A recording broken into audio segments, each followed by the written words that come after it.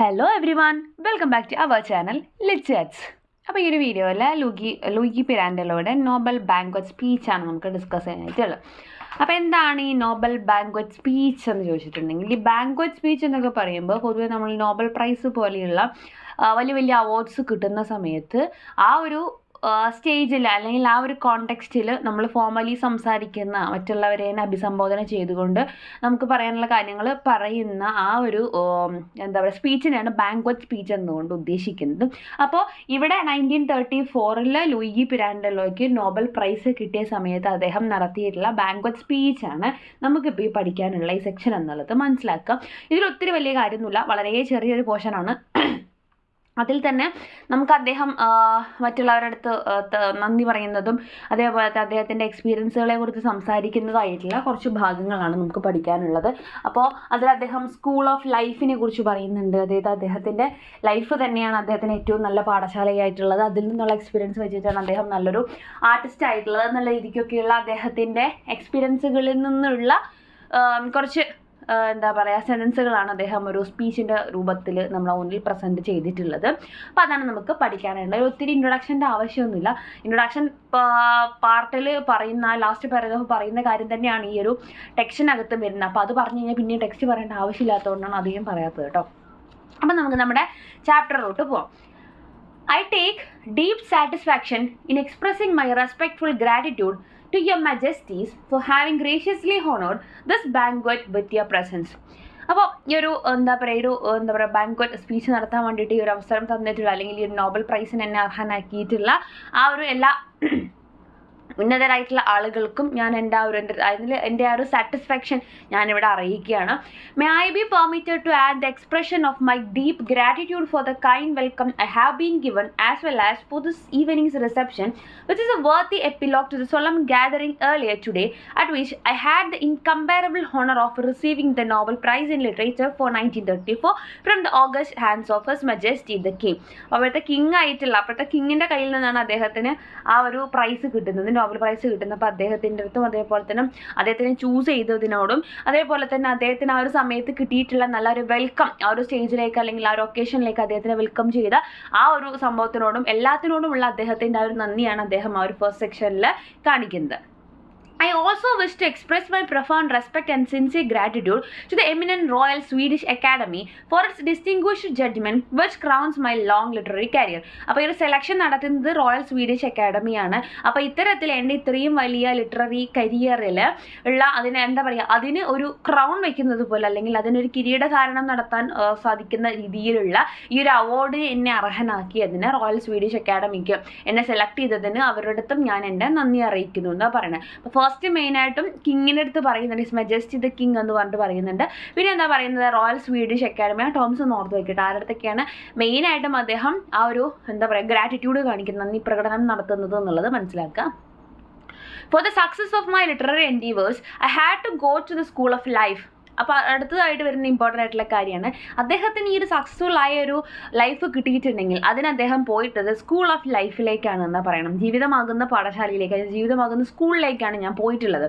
That school, although useless to certain brilliant minds, is only thing that will help a mind of my kind. അപ്പോൾ ഈ നമ്മൾ ഈ ബുദ്ധിജീവികൾ എന്നൊക്കെ പറയില്ല, അത്തരത്തിലുള്ള ബ്രില്യൻ മൈൻഡ്സിനൊക്കെ ചിലപ്പോൾ സ്കൂൾ ഓഫ് ലൈഫ് എന്നൊക്കെ പറയുന്നത് മേ ബി ഒരു യൂസ്ലെസ് ആയിട്ട് തോന്നുന്ന ഒരു കാര്യമായിരിക്കും. അവരെ സംബന്ധിച്ച് വലിയ വലിയ യൂണിവേഴ്സിറ്റികളിൽ പഠിക്കുക, അവിടെ നിന്ന് കിട്ടുന്ന അറിവും കാര്യങ്ങളും വെച്ച് അങ്ങനെയൊക്കെ ആയിരിക്കാം മേ ബി അവർ വിശ്വസിക്കുന്നുണ്ടാവുക. പക്ഷെ എന്നെ സംബന്ധിച്ച്, എന്നെ പോലത്തെ ഒരു മൈൻഡിന് ഉടമയായിട്ടുള്ള, മനസ്സിനുടമയായിട്ടുള്ള ഒരു വ്യക്തിയെ സംബന്ധിച്ചിട്ട് ആ ഒരു ജീവിതമാകുന്ന പാഠശാലയാണ് ഏറ്റവും ഇമ്പോർട്ടൻ്റ് ആയിട്ടുള്ള കാര്യങ്ങൾ. അതിൽ നിന്നും കിട്ടുന്ന ക്വാളിറ്റീസിൽ നിന്നാണ് ഞാൻ ഈ ഒരു സ്റ്റേജിൽ ഇതുവരെ എത്താനുള്ള ഏറ്റവും വലിയ പ്രേരണയായിട്ട് അത് മാറിയിട്ടുള്ളത്. അതുകൊണ്ട് അദ്ദേഹത്തിനെ കുറിച്ച് അല്ലെങ്കിൽ അദ്ദേഹത്തിന് അതിന് കിട്ടിയിട്ടുള്ള കുറച്ച് ക്യാരക്ടറിസ്റ്റിക്സിനെ കുറിച്ച് പറയണം. Attentive, concentrated, patient, truly childlike first, a docile pupil, if not of teachers, at least of life, a pupil who would never abandon his complete faith and confidence in the things he learned.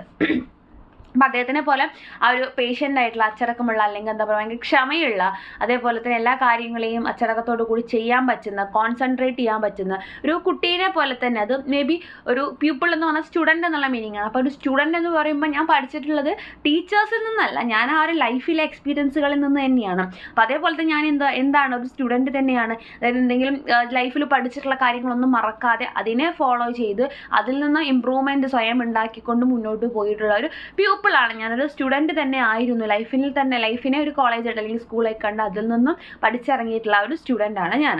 This faith resides in the simplicity of my basic nature. അപ്പോൾ അതുകൊണ്ട് തന്നെ എൻ്റെ ഒരു basic നേച്ചറിലുള്ള സിംപ്ലിസിറ്റിക്ക് കാരണമെന്ന് പറയുന്നത് ഈ ഒരു വിശ്വാസം തന്നെയാണ്. I felt the need to believe in the appearance of life without the slightest reserve or doubt. അതുകൊണ്ട് തന്നെ ഞാൻ എന്ത് ചെയ്യാറില്ല, എൻ്റെ ലൈഫിന് ഒരിക്കലും ഒരു സംശയവും വെക്കാണ്ട് അല്ലെങ്കിൽ വളരെ വിശ്വാസത്തോടു കൂടിയാണ് ഞാൻ ജീവിച്ച് വന്നിട്ടുള്ളത്. അല്ലെങ്കിൽ അതിൽ പ്രത്യേകിച്ച് ഒരു സംശയം അങ്ങനെ സംഭവിക്കും ഇങ്ങനെ സംഭവിക്കും അങ്ങനെയൊന്നും ഞാൻ ഒരിക്കലും വിചാരിച്ചിട്ടില്ല. The constant attention and deep sincerity with which I learned and pondered this lesson revealed humility, a love and respect for life that were indispensable for the assimilation of bitter disillusions, painful experiences, frightful wounds and all the mistakes of innocence that give depth and value to our experiences. അപ്പോൾ ഇത്തരത്തിൽ ഒരുപാട് കാര്യങ്ങൾ എന്താ പറയുക, ഇത്തരത്തിലുള്ള ആ ഒരു sincerity, ഞാൻ എൻ്റെ ലൈഫിന് കൊടുത്തിട്ടുള്ള ആ ഒരു സിൻസിയറിറ്റിയിൽ നിന്നും എനിക്ക് ഒരുപാട് കാര്യങ്ങൾ റിവീൽ ചെയ്ത് വന്നിട്ടുണ്ട്. എത്രത്തോളം ഹ്യൂമിലിറ്റി നമുക്ക് കീപ്പ് ചെയ്യാം, അതേപോലെ തന്നെ എത്രത്തോളം എന്താണ് സ്നേഹവും റെസ്പെക്റ്റും ഒക്കെ നമുക്ക് ലൈഫിനോട് കാണിക്കേണ്ടതുണ്ട്. അത്തരത്തിൽ പോസിറ്റീവായിട്ടുള്ള ഒരുപാട് കാര്യങ്ങളും അതിൻ്റെ കൂടെ തന്നെ നമുക്ക് ഒഴിച്ചുകൂടാൻ പറ്റാത്തതായിട്ടുള്ള നെഗറ്റീവായിട്ടുള്ള ഒരുപാട് കാര്യങ്ങളും ഉണ്ടായിട്ടുണ്ട്. ഒരുപാട് ഡിസില്യൂഷൻസ് ഉണ്ടായിട്ടുണ്ട്, പെയിൻഫുൾ ആയിട്ടുള്ള ഒരുപാട് എക്സ്പീരിയൻസുകൾ ഉണ്ടായിട്ടുണ്ട്, ഭയപ്പെടുത്തുന്നതായിട്ടുള്ള ഒരുപാട് മുറിവുകൾ സംഭവിച്ചിട്ടുണ്ട്, അതേപോലത്തെ ഒരുപാട് മിസ്റ്റേക്കുകൾ നമ്മൾ സംഭവിച്ചിട്ടുണ്ട്. പക്ഷേ അതൊക്കെയും എന്ത് മാത്രമേ ചെയ്തിട്ടുള്ളൂ, എൻ്റെ എക്സ്പീരിയൻസുകൾക്ക് ഇത്രയും കാലം എനിക്ക് ഉണ്ടായിട്ടുള്ള പല എക്സ്പീരിയൻസുകൾക്കും ആ ഒരു ഡെപ്ത് കൊടുക്കുക അല്ലെങ്കിൽ അതിനൊക്കെ ഒരു വാല്യൂ കൊടുക്കുക മാത്രമാണ് ചെയ്തിട്ടുള്ളൂ. അതായത് ലൈഫിൽ പോസിറ്റീവായിട്ടും നെഗറ്റീവായിട്ടും ഒരുപാട് കാര്യങ്ങൾ സംഭവിച്ചിട്ടുണ്ട്.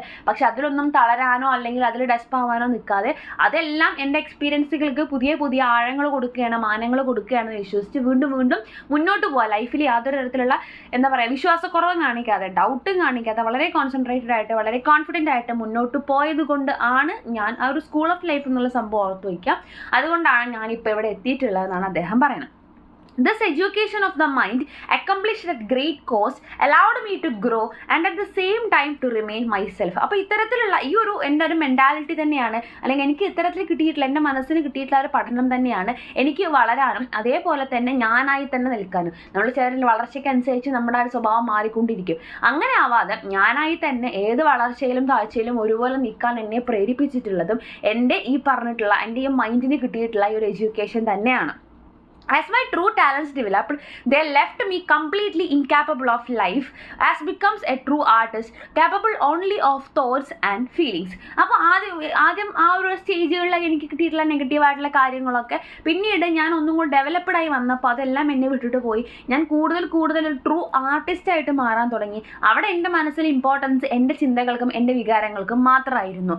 Of thoughts because I felt, എൻ്റെ ചിന്തകളെന്ന് പറഞ്ഞ് തീർച്ചയായിട്ടും എനിക്ക് ഫീൽ ആവുന്ന അല്ലെങ്കിൽ എനിക്ക് എന്താ പറയുക അനുഭവപ്പെടുന്ന കാര്യങ്ങളായിരുന്നു. And of feelings because I thought, അതേപോലെ തന്നെ എനിക്കുണ്ടാകുന്ന അനുഭവങ്ങൾ, ഫീലിങ്സ് എന്ന് പറയുന്നത് എന്തായിരുന്നു, വികാരങ്ങൾ എന്തായിരുന്നു, തീർച്ചയായിട്ടും ഞാൻ ചിന്തിക്കുന്ന കാര്യങ്ങളായിരുന്നു. അതുവരെ കുറേ നെഗറ്റീവ്സും കാര്യങ്ങളും ഒക്കെ ആയിട്ട് കുറേ കൺഫ്യൂഷൻസ് കാര്യങ്ങളൊക്കെ വന്നിട്ടുണ്ടെങ്കിലും അതിനൊക്കെ തട്ടിത്തെറിപ്പിച്ച ആൾ മുന്നോട്ട് വന്നു കഴിഞ്ഞപ്പോൾ അദ്ദേഹത്തിൻ്റെ ചിന്തകളും വികാരങ്ങളും ഒന്നാവാൻ തുടങ്ങി. അതുകൊണ്ട് തന്നെ ഒരു ട്രൂ ആർട്ടിസ്റ്റായിട്ട് മാറാൻ അദ്ദേഹത്തിനെ കൊണ്ട് സാധിച്ചു. In fact under the illusion of creating myself I created only what I felt and was able to believe. അപ്പോൾ അത്തരത്തിൽ ഞാനാവാൻ വേണ്ടിയുള്ള എൻ്റെ ആ ഒരു ഇല്യൂഷൻ്റെ അണ്ടറിൽ നിന്നുകൊണ്ട് ഞാൻ എന്താണ് ചെയ്തിട്ടുള്ളത്, I created only what I felt, എനിക്ക് എന്താണോ തോന്നിയിട്ടുള്ളത് അതാണ് ഞാൻ ക്രിയേറ്റ് ചെയ്തിട്ടുള്ളൂ. മാത്രമല്ല വാസ് ഏബിൾ ടു ബിലീവ്, ഞാൻ എന്താണ് വിശ്വസിച്ചിട്ടുള്ളത് അതാണ് ഞാൻ ക്രിയേറ്റ് ചെയ്തിട്ടുള്ളൂ. അല്ലാതെ മറ്റുള്ളവർക്ക് വേണ്ടിയിട്ട് ഞാനൊന്നും ചെയ്തിട്ടില്ല എന്നർത്ഥം. എനിക്ക് ഫീൽ ചെയ്തതും എനിക്ക് വിശ്വാസം വന്നിട്ടുള്ള കാര്യങ്ങൾ മാത്രമേയാണ് ഞാൻ ചെയ്തിട്ടുള്ളൂ. I feel immense gratitude, Joy and pride at the thought that this creation has been considered worthy of the distinguished award you have bestowed on me. അപ്പോൾ അതുകൊണ്ട് തന്നെ ഈ ഒരു ക്രിയേഷൻ എൻ്റെ കംപ്ലീറ്റ് ആയിട്ടുള്ള ഗ്രാറ്റിറ്റ്യൂഡും ജോയൊക്കെ ഞാൻ അറിയിക്കുകയാണ്. അതായത് ഇത്തരത്തിലൊരു ക്രിയേഷൻ ഒരിക്കലും എന്തായിട്ട് മാറില്ല, വേസ്റ്റ് ആയിട്ട് മാറിയില്ല. അത് തീർച്ചയായിട്ടും എന്താണ്, അത് ഒരു വർത്തിയാണ് എന്നിവിടെ അറിയാൻ വേണ്ടിയിട്ട്, അല്ലെങ്കിൽ അതവിടെ എന്താണ് പ്രൂവ് ചെയ്യപ്പെടുകയാണ് ചെയ്തത്. അതിൻ്റെതായ മൂല്യമുണ്ട് എന്നുള്ളത് ഇവിടെ പ്രൂവ് ചെയ്യപ്പെടുകയാണ് ചെയ്തിട്ടുള്ളത്, അല്ലെങ്കിൽ തിരിച്ചറിയപ്പെടുകയാണ് ചെയ്തിട്ടുള്ളത്. I would gladly believe that this prize was given not so much not so much to the virtuosity of a writer. അപ്പോൾ അദ്ദേഹം പറയുന്നത് എനിക്ക് നന്നായിട്ട് വിശ്വസിക്കുന്നത് എന്താണെന്ന് വെച്ച് കഴിഞ്ഞാൽ ഈ ഒരു പ്രൈസ് എന്ന് പറയുന്നത് ഒരിക്കലും ഒരു എഴുത്തുകാരൻ്റെ ഗുണത്തിന് വേണ്ടി അല്ലെങ്കിൽ എഴുത്തുകാരൻ്റെ മേന്മയ്ക്ക് വേണ്ടിയിട്ട് കൊടുത്തിട്ടുള്ള കാര്യമല്ല. It is always negligible. ആ ഒരു എഴുത്തുകാരൻ്റെ മേന്മ അല്ലെങ്കിൽ എഴുത്തുകാരൻ്റെ ഇമ്പോർട്ടൻസ് എന്നൊക്കെ പറയുന്നത് എപ്പോൾ വേണമെങ്കിലും നമുക്ക് നെഗ്ലക്ട് ചെയ്ത് കളയാവുന്നതാണ്, ഒഴിവാക്കി കളയാവുന്നതാണ്. But the human sincerity of my work, പക്ഷേ എൻ്റെ വർക്കിനോട് ഞാൻ കാണിച്ചിട്ടുള്ള ഹ്യൂമൻ സിൻസിയറിറ്റി, മാനവികമായിട്ടുള്ള അല്ലെങ്കിൽ മാനുഷികമായിട്ടുള്ള സത്യസന്ധതയ്ക്കാണ് ഈ ഒരു അവാർഡ് കിട്ടിയിട്ടുള്ളത്. അല്ലാതെ എന്നിലുള്ള എഴുത്തുകാരൻ്റെ ആ ഒരു മേന്മ കണ്ടിട്ടല്ല, മറിച്ച് എൻ്റെ വർക്കിൻ്റെ മാനുഷികമായിട്ടുള്ള ഗുണഗണങ്ങൾ അല്ലെങ്കിൽ അതിൻ്റെ ആത്മാർത്ഥതയ്ക്കാണ് എനിക്ക് ഈ നോബൽ പ്രൈസ് കിട്ടിയിട്ടുള്ളത് എന്നാണ് ഞാൻ വിശ്വസിക്കുന്നത് എന്നാണ് അദ്ദേഹം പറയുന്നത്.